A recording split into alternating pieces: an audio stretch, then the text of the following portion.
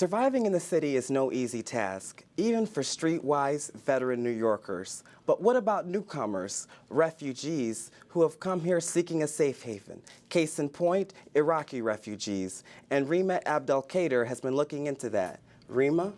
That's right, Alex. Over 21,000 Iraqi refugees now live in the United States. About 436 of them live in New York. Noor Abbas and her family are an example of refugees who have fled the dangers in Iraq for safety. There's stores everywhere, once you need something. She calls Brooklyn her home, but Baghdad remains very much on her mind. She recalls a day in 2005 when she was walking to work with her father.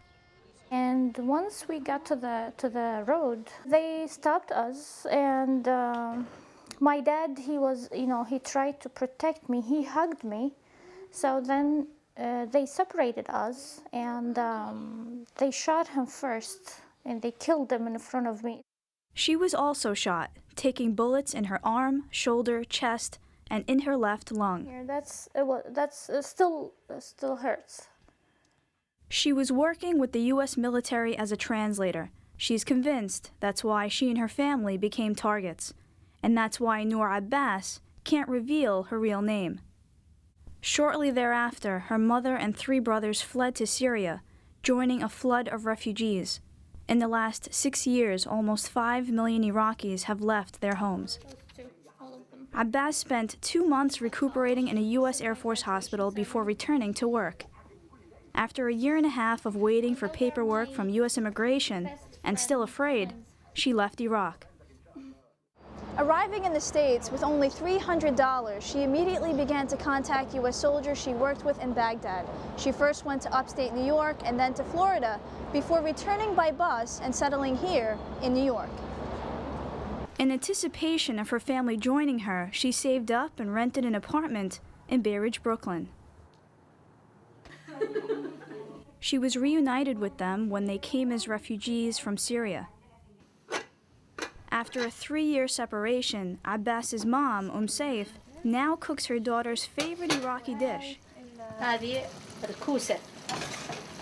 The family reunion, however, is bittersweet. Homesick's sons are depressed and miss Iraq.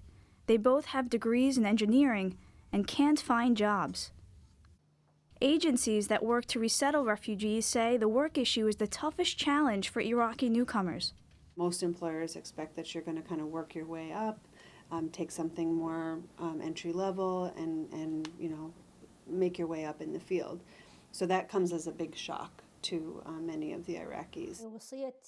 What troubles Homesick the most is that her youngest son didn't get to finish high school in Baghdad.